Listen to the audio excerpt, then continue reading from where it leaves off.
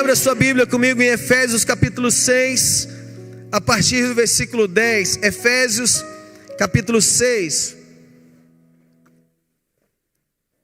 a partir do versículo 10. Eu acredito muito, temos falado sobre essa palavra de profetas que são lançados sobre as nossas vidas. E nós recebemos essa palavra, nós fazemos questão daquilo que nós recebemos, nós passarmos para a igreja. Nós acreditamos nessa herança que é derramada sobre a igreja de cima para baixo. Quem dá um glória a Deus? Quem crê? Então, dentro disso nós ministramos a primeira chave, que foi, quem lembra da primeira chave? Cajado de autoridade. Primeira chave, cajado de autoridade. E hoje nós vamos falar sobre essa espada do Espírito para queimar principados e potestades. Então vamos lá ao texto. A espada, queridos, ela tem um significado muito grande. Mas o texto diz lá em versículo 10 do capítulo 6 de Efésios: quanto ao mais, sede fortalecidos no Senhor e na força do seu... Fala mais alto. Olha o que ele diz: quanto ao mais, sede fortalecidos no Senhor. Bispa, hoje ela falou tudo. Eu não posso me apegar a pessoas. O ser humano, ele é fraco muitas vezes. O ser humano muitas vezes ele é decepcionante. Mas quando nós entregamos a nossa vida para Deus, ainda que você passe por uma crise com alguém, Deus, querido, Ele é a nossa fonte de força, de renovo e de poder. Por isso nós devemos o quê? Todos os dias nos apegar a Deus, buscar a Deus, orar ao Senhor, ler a palavra, jejum, oração, campanha, sermos revestidos de Deus. Amém? E a Bíblia diz assim, continua dizendo, versículo 11, e foi isso que eu falei para minha esposa, para minha marida. Revestivos, ele fala no versículo, revestivos de toda a armadura de Deus, para o que, queridos? Fala bem alto. Para o que?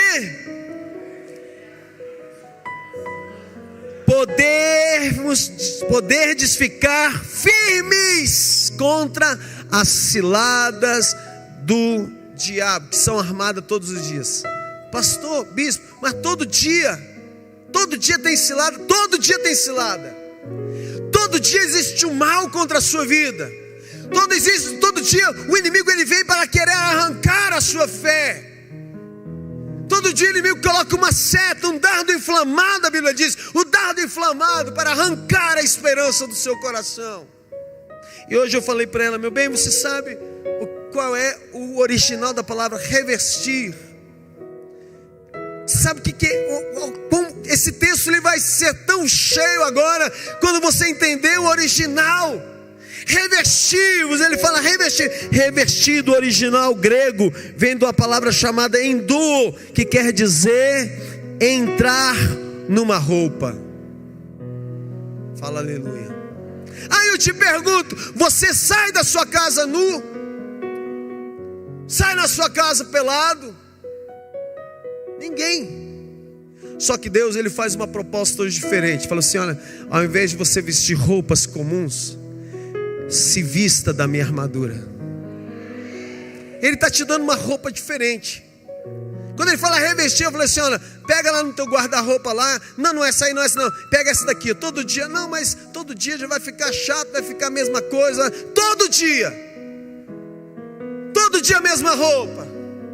O sacerdote, querido, quando ele ia lá para cuidar do seu dever no templo, era uma roupa só, uma roupagem só. O general, ele levantava uma roupa só. E hoje o Senhor, ele coloca isso no teu coração, para que você seja, em nome de Jesus, para que você entre, o original entre nessa roupa que se chama a armadura de Deus.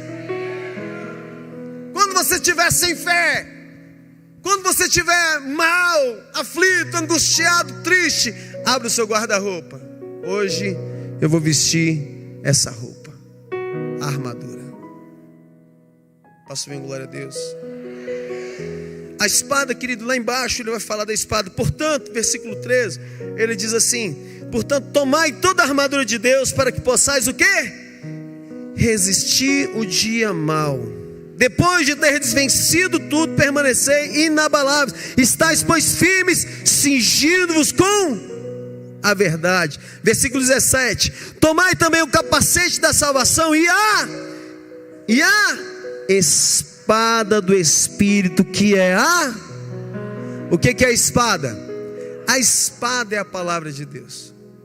Cristão não pode ser armado, cristão não pode ser protegido, blindado, se ele não tiver a Bíblia Sagrada no seu coração.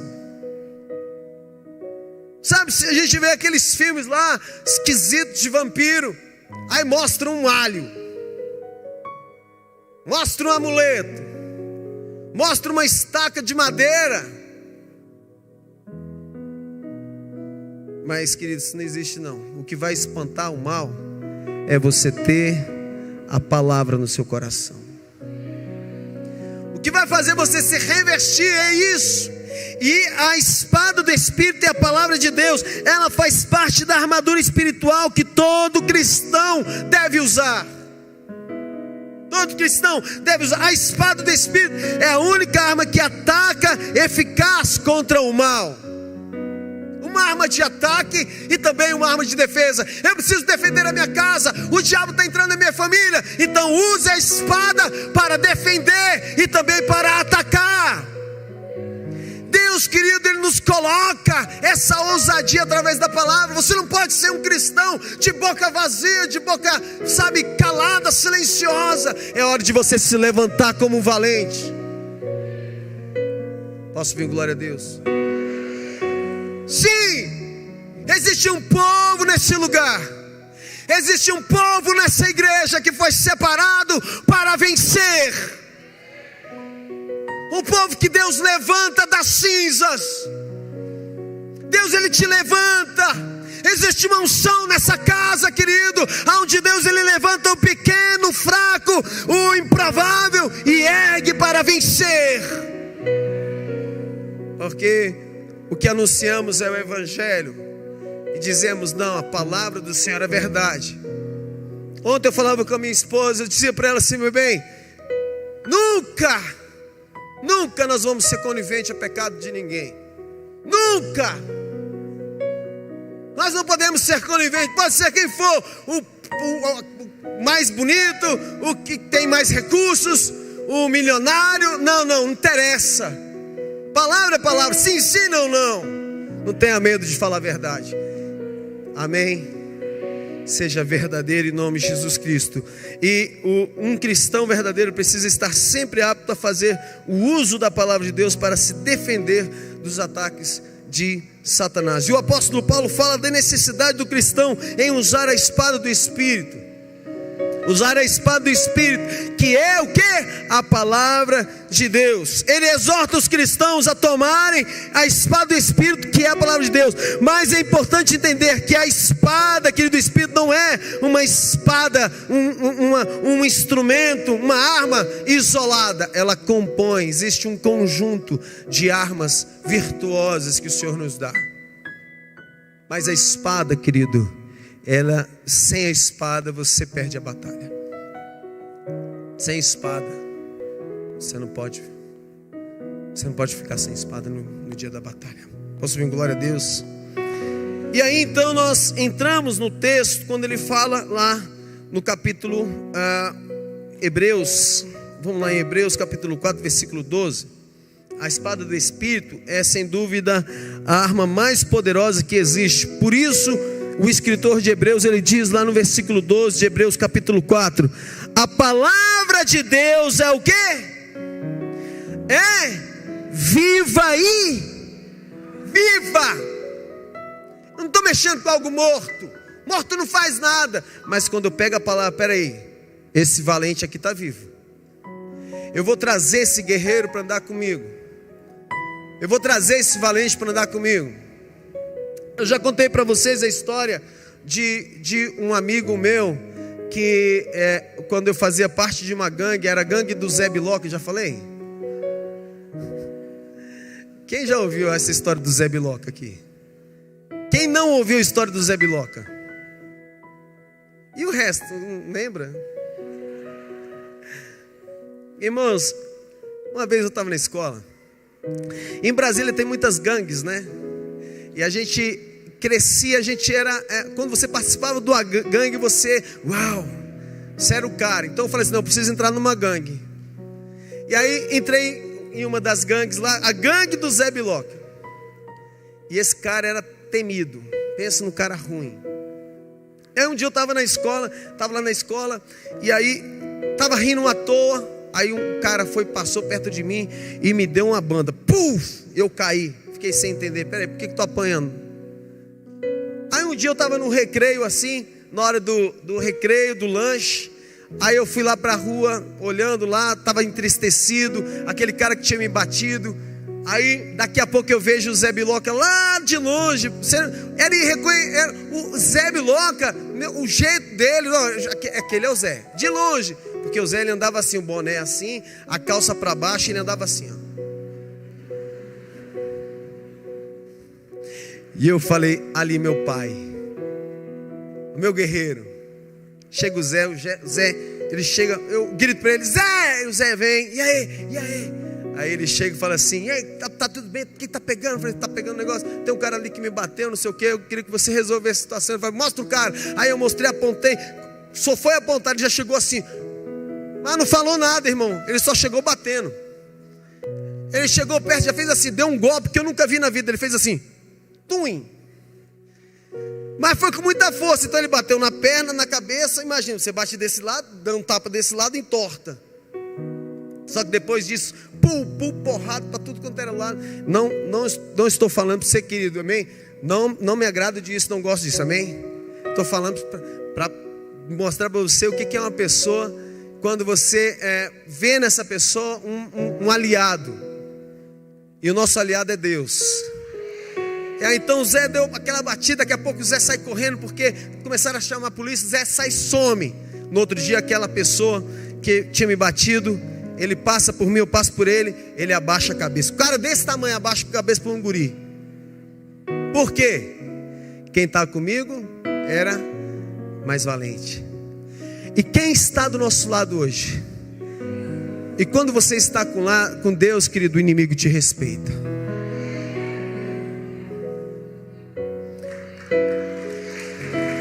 Tem que respeitar. Satanás tem que respeitar de quem você é filho. Espera aí, eu não sou abandonado, eu não estou isolado, não sou órfão, não, eu tenho um pai. Posso vir, glória a Deus? E a Bíblia nos fala, é isso, a palavra de Deus é viva e eficaz, e mais cortante do que qualquer espada de dois gumes. Quando você tem a espada de Deus, querido, você tem uma arma poderosa. Amém? Só que nós usaremos agora essa espada para lutar, como foi a palavra profética lançada lá em Brasília no altar, sobre as nossas vidas, foi espada do Espírito para queimar. E quando você queima algo, sobra o quê? Queimar, querido, acaba, cinzas, não resta nada. E essa palavra de autoridade que Deus quer colocar sobre a tua vida, o inimigo está te afrontando, o inimigo está te atacando, o inimigo tem vindo contra a sua vida. Então é hora de você usar a espada do Espírito para queimar e não sobrar nada dessas coisas que vem atacando a sua vida, amém? Só que para isso permanecer, o que eu preciso fazer? Eu preciso fechar as brechas que foram abertas. A Bíblia diz que a maldição sem causa, ela não se cumpre. Se houver uma causa, se houver uma brecha na sua vida, a maldição ela vai se cumprir. Algumas pessoas dizem que, para que culto de quebra de maldições? Porque às vezes que naquela semana você abriu uma brecha na sua vida, uma maldição entrou. Então precisa estar na casa do Pai, precisa estar na igreja para orar e quebrar todo o mal. E com o corpo é mais forte. Você não anda sozinho. Sozinho Deus está contigo, você vai orar sim. Mas quando nós estamos em uma só voz, em um só espírito, com um povo guerreiro, irmãos, o bradar da adoração, o bradar da oração, o inimigo vai olhar e falar assim, não, ali tem gente valente, ali tem um povo que não está sozinho, tem um povo que está com o Senhor. E o diabo ele tem que respeitar. A expressão principados e potestades é utilizada em diferentes contextos no Novo Testamento. No Novo Testamento você vai ver o apóstolo Paulo, ele dizendo para você respeitar as autoridades da terra. Então principados são o quê? Principados são governantes, são príncipes, são reis. E ele fala para você se submeter, para você respeitar e tal. Só que quando nós lemos, no entanto, o apóstolo Paulo, ele também utilizou a expressão principados e potestades para referir a anjos. Anjos do bem ou anjos do mal.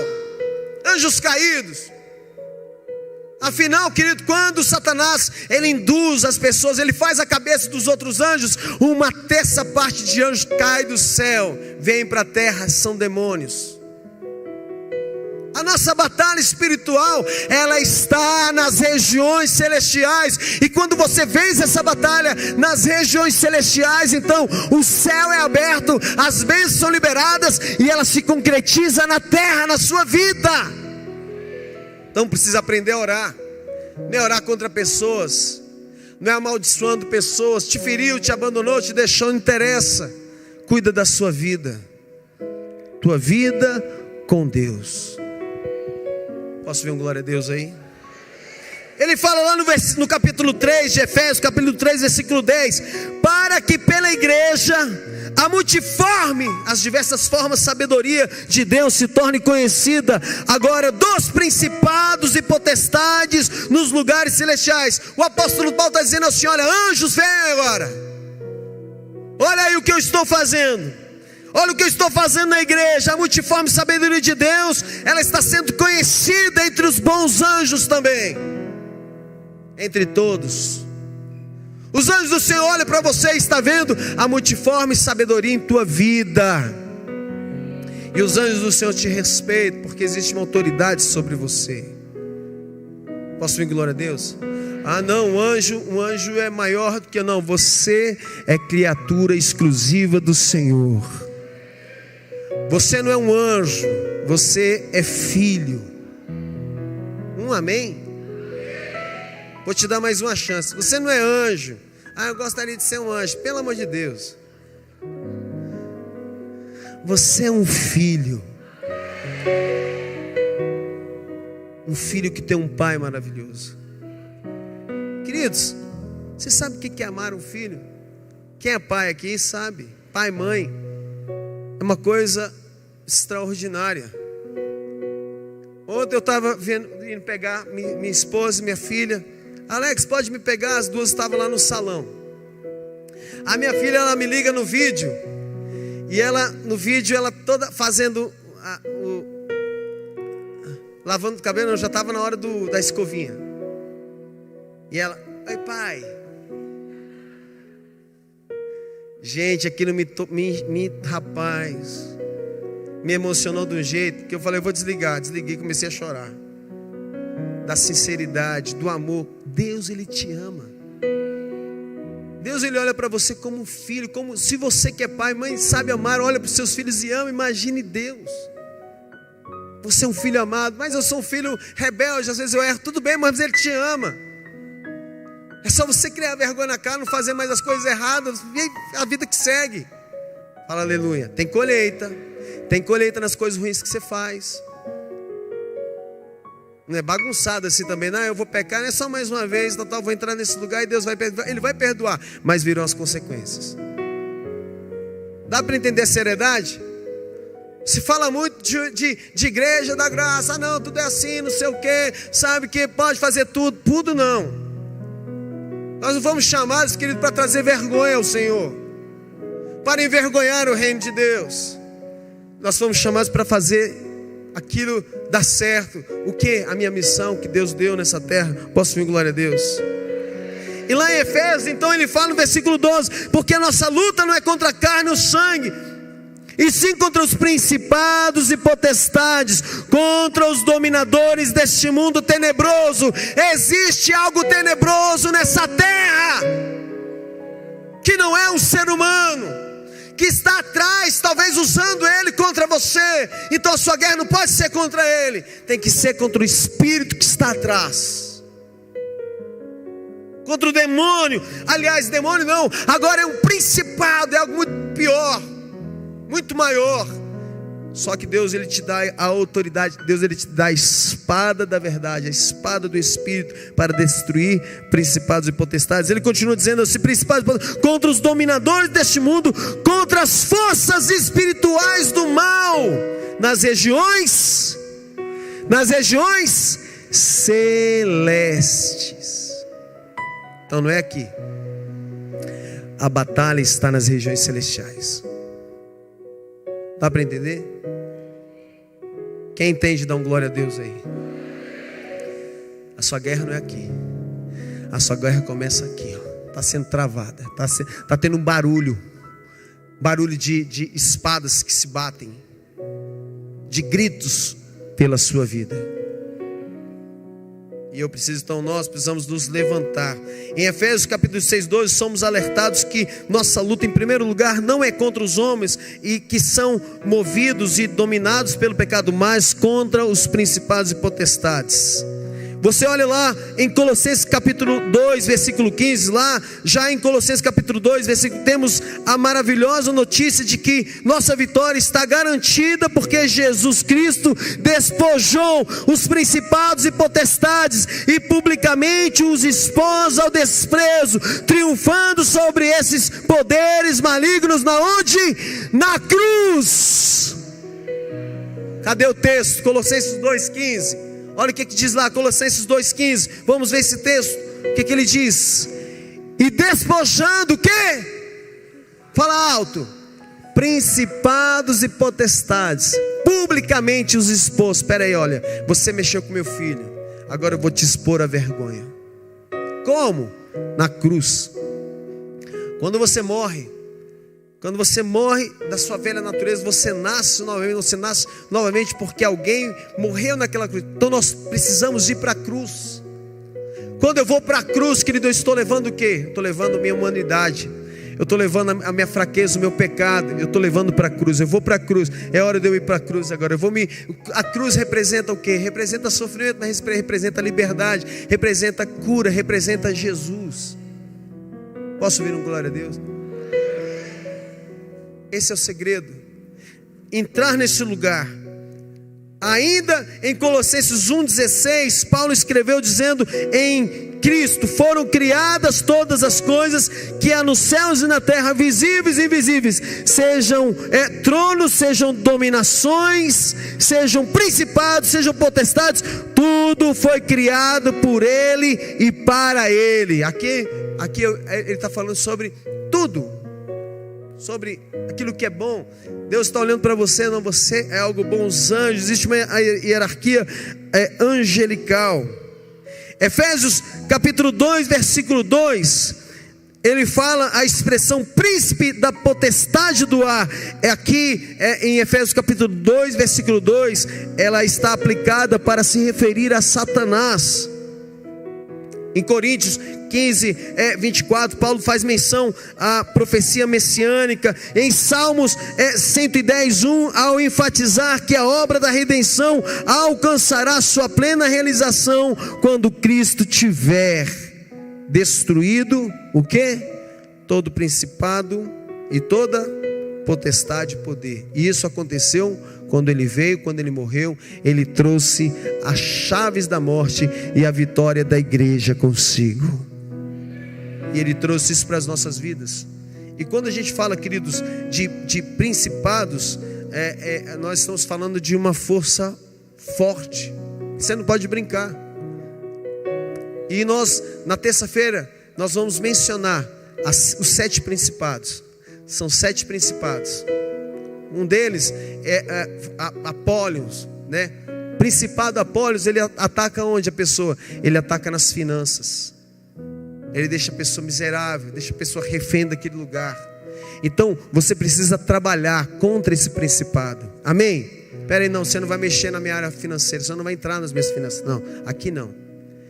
A Bíblia nos fala e como que o inimigo ele entra nessa área? Ele começa a mexer no seu coração para que você se torne o que é avarento. Esse principado ele coloca no seu coração,